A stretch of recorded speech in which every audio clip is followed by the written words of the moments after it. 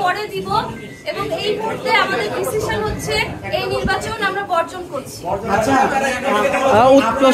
একটা অভিযোগ যে আপনারা অনেক জায়গায় যে মত প্রকাশের চেষ্টা করছেন, সেটা বলবেন? প্রশ্নগুলো উত্তর দিয়ে যান। আগে উঠেন না, বসেন সবাই বসেন।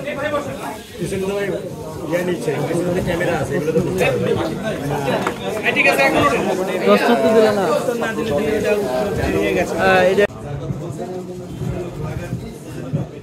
ঠিক আছে, সবাইকে ধন্যবাদ। এই প্রেস ব্রিফিং এর মাধ্যমে আমরা এই প্রশাসনের নির্বাচন বর্জন করলাম। আপনাদের সকল প্রশ্নের উত্তর তারা দাবি করছে না কেন যে তারা হচ্ছে ছাত্রলীগ।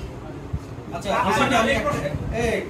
একটা প্রশ্ন করি, সেটা হচ্ছে যে মানে অভিযোগ তো আসলে দেওয়াই যায়, কিন্তু সুনির্দিষ্ট জাল ভোট কিংবা ভোট কারচুপি হয়েছে এরকম কোনো হ্যাঁ, আমরা দেখেছি যে ফজিলাতুন্নেসা হলের ফ্লোরের মধ্যে ব্যালট গুলো পড়েছিল। শুধু ফজিলাতুন্নেসা হলে না, অনেকগুলো হল থেকে এরকম আমাদের পোলিং এজেন্টরা রিপোর্ট করেছে যে হলের ফ্লোরের মধ্যে ব্যালট গুলো পড়ে আছে। শিবিরের যে পোলিং এজেন্টরা আছে তারা কিভাবে 1 ঘন্টা আগেই ভোট কেন্দ্রে ঢোকার সুযোগ পায়।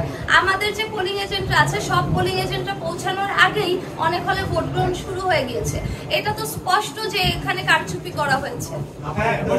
একটা নির্বাচনী আচরণবিধি এরকম হতে পারে। আমার একটা প্রশ্ন, আপনি যে ব্যক্তিটাকে ওয়েমার মেশিন বা হচ্ছে ব্যালট পেপার সাপ্লাই করেছেন, আমরা দেখেছি যে একটু বলতে আমরা যাচাই করেছি, আপনি তো বলেছিলেন, সেখানে দেখা গেছে যে তার চাচা দিনাজপুরের একটা উপজেলা বিএনপির সাধারণ সম্পাদক এবং সে নিজেও বেগম খালেদা জিয়া এবং তারেক রহমানের অনেক পোস্ট এবং তার নিয়ে দেখেন, এই প্রশ্নের উত্তর আমি অলরেডি দিয়েছি। তার চাচা বিএনপির সাধারণ সম্পাদক, ঠিক আছে, কিন্তু তিনি জামাতের নেতা। এটা হচ্ছে আমাদের কোন পোস্ট আছে, কোনো পদবি আছে কিনা জামাতের নির্দিষ্ট কোনো? আপনারা জানেন যে তাদের কোনো পদ, আপনারা যে শিবিরের যে শুধু আমাদের প্যানেলটাতে কি দেখেন, জিজ্ঞেস করেন যে তাদের প্যানেলে তাদের হচ্ছে কমিটিতে কি পোস্টে আছে, তাহলে আপনারা শিবিরের অভিযোগ যে আপনারা বিভিন্ন হলে হলে গিয়ে মত তৈরি করেছেন, বিশেষ করে